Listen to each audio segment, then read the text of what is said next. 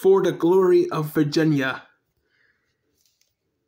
The CSS Virginia will serve the purpose of giving us our independence from the United States. This was a United States vessel. Now it's under the flag of the Confederate States of America. But what should we do with a Yankee flag that was on it?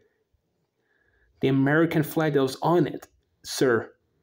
Well, the United States flag was removed and is replaced from the flag of the Confederacy. All right, sir. And then eventually we're gonna get a new flag for it. Eventually, that's just the old flag, the stars and bars. Wait till we get the